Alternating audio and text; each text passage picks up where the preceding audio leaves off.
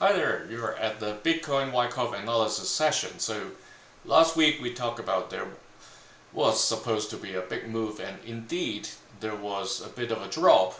Not that it's very crazy, but still sufficient enough to release the pressure within the Bollinger Band and Curtain Squeeze channel. So let's quickly take a look at both the Wyckoff and the squeeze now and see where Bitcoin is heading and whether its uptrend is still going to continue. Here in the weekly chart, previously we have put in all these blue and yellow tags over there, saying, okay, basically there are two scenarios under the Wyckoff distribution cycle that I noticed, because when I first put in the blue one, it was still an early stage, and it looks like that was the buying climax. So when time goes on, it's like there are more complication added to the current Bitcoin scenario, because but the leg went up.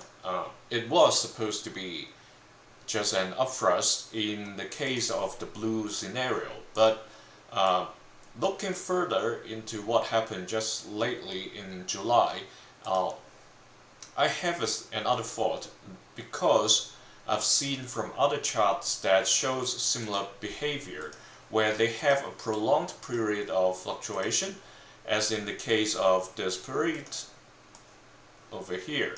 That's between March and October last year. So there are times we see these kind of movements during the entire stage of PSY. So that's why I put in this yellow tag here saying, if this is really the PSY period, then the buying climax shouldn't be here, and that's where the yellow buying climax tag goes. So given the two scenario as a backdrop, we can still continue to analyze where Bitcoin is heading, because if under the blue scenario, this current leg here during July should be an upthrust after distribution. So that means it may be very close to the end of a distribution cycle, and like for the price to come down, it's just a matter of time. In terms of the yellow scenario, even though we would expect some kind of like price retracement after an upthrust, it may not be the last stage in the distribution, because an upthrust after distribution can still happen. So given the cases or the two scenarios that I mentioned, what happened last week and this week is that the price is still staying within this light blue box. That's the upward channel. So when the price still stays within this box, I would assume that it can still go up and challenge the previous highs. So back in mid-July, the highest point was around 123k, and that's where I'm expecting, if a rebound from this level, if that really happens, it will go and challenge this. But as of this moment, it's getting to well, it found support 2 times. If I enlarge it, it will be easier to see what happened over the past 2 weeks. So here, both weeks found support around this level of 112k. So it's a level higher than the previous key areas. So by means of key areas, I mean where the buying climax and second test plus these bunch of candlesticks are around. That's around 108 or 109k. So it's interesting to see it's finding support at a higher level than the key level I mentioned. So this one here, I believe either this week or next week. This week we only have a little bit more than 2 days left. we would see either a fallout from the upward channel, or it's going to rebound, or at least linger along this line when I say rebound, because you see it's getting very close to this little tip over here, right? Where if it further consolidates, there's basically no room other than forming a pin. So a pin means a very a candlestick with a very short body. It's just like a line or a thick line, and then with a bit of weight. So next week is critical over here because there's no more room for it to go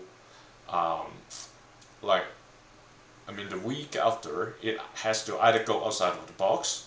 If it really is trading sideways, that means it's going outside of the box, the upward channel, or it has to go up above what we are at right now at 116K. So I believe you can see that, but I should draw this just to be clear. So we're currently here. When this finishes next week, there's very little room for the candlestick to like squeeze into this little space, and that's why I said it. Well, the scenario is it can squeeze there, forming a pin like this, like very narrow body, sitting over there. But the week after, either the candlestick has to come out, or it has to climb above the green candle we're having at the moment to stay within the upward channel. So that's what I'm talking about. So long story short, change has to happen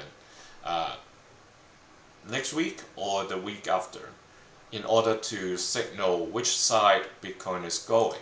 And if it continues to the upside, I believe I mentioned last time that we see an upward wedge over here, the pink and the blue. So an upward wedge for candlestick analysis is not a good news for the bulls. It's basically a bearish signal. So when the price linger along this and maybe edge up a little, it's getting into this wedge, and there's a likely chance, according to the textbook theory, that it comes down, because if it wants to follow the blue box, this steeper slope than the pink, it has to break outside of this pink channel. The pink channel has been started. It's a more let's say forceful channel than the blue. It kind of started somewhere as early as the beginning of last year. So the 2 points of the top and bottom of the channel was set March 11th as well as August 5th. So these 2 points, this point and this point here I was talking about, these 2 points forms the ceiling and the bottom of the channel.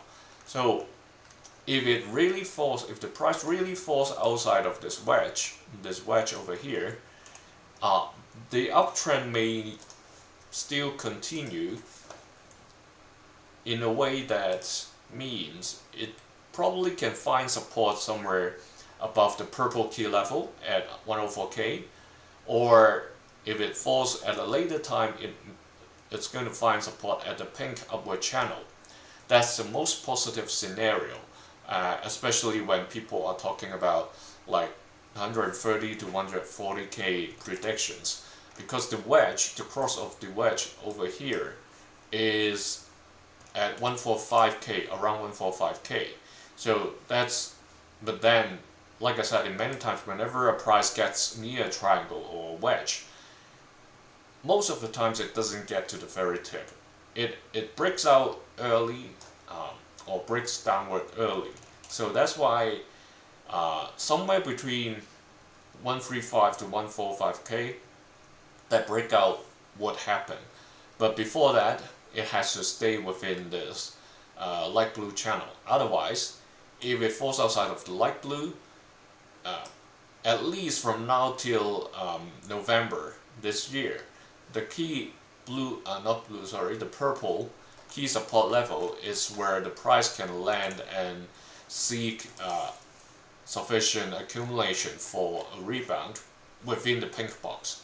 So as long as it stays within the pink box, I would consider the journey towards the upwards after distribution in the case of yellow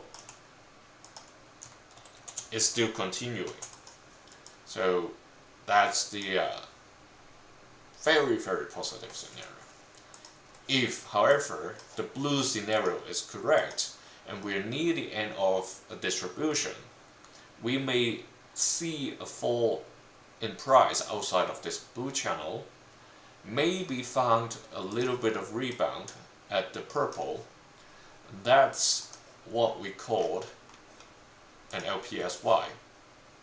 So that's scenario 2, not very positive for the bulls, very positive for the bears, because if it really is the end of distribution, that means the price may, even though it rebound, it would be diminishing, and then all the way down to some where the demand is sufficient to support it to start a new accumulation cycle. So we don't know yet whether it's 60k or is it going back to the 30k range, because that is where the 2023 was.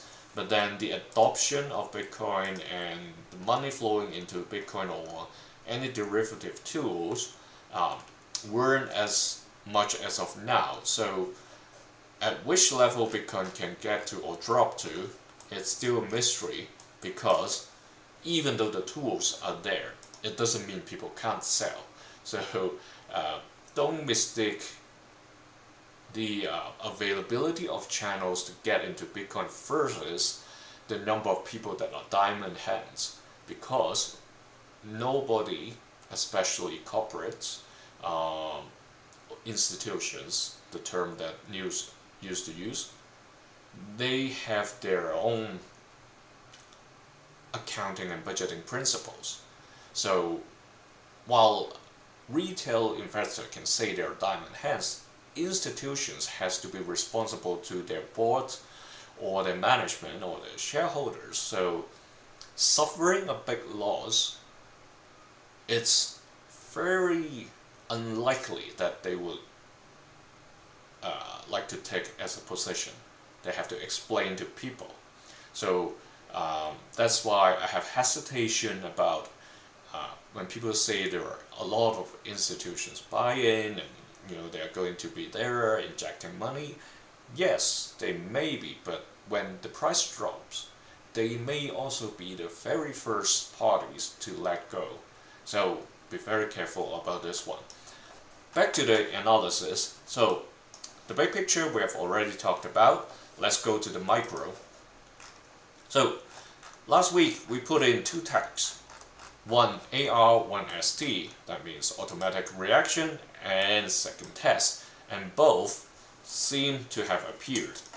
The price came down to the bottom edge of the light blue box we've already talked about in the weekly chart, but in the daily chart we've got a little bit more details that for around 4 days the price has been like testing the support line, and the second test seems to be seems to have happened because of today's price drop, but the drop found support at this yellow dashed line. So that's the support line set by this previous range of trading activities. So you see these wicks bottoms touching this level. So the 115k800 is somewhere the price may find support, and today is showing that there is some buying over there. In terms of volume bars, if I look at this particular tall bar over here, that's quite a bit of selling when the price drops to this level that I just mentioned, the dashed line, while the subsequent volume isn't as high. That makes me wonder who sold on that day and who FOMO in afterwards. It's kind of interesting by observing this. So assuming it is the whales that's letting go and there are some new people coming in, that's not a good sign. So go and check and see from different news sources or analysis sources whether they are showing indication to you. If it's retail that FOMO in, that's probably the end of the distribution cycle. But if it's institutional whales getting in, that means the yellow scenario may have a higher possibility. That means we're potentially able to see a higher price further. So that's the interesting part. But if this is really a second test and it fails, that means it doesn't go as high as the upthrust. What would happen? We all, especially if you're not new to these sessions, we would expect an LPSY next. So that's what happened back in February. You see a second test and then an LPSY. Well, there's basically a second one over here, but it will make the chart very crazy. So I tend not to add too much text. So besides that, there is also a stage called sign of weakness. So it's probably the case where from the second test it drops to a sign of weakness and then have a little rebound and retest the yellow box, the top edge of the yellow box.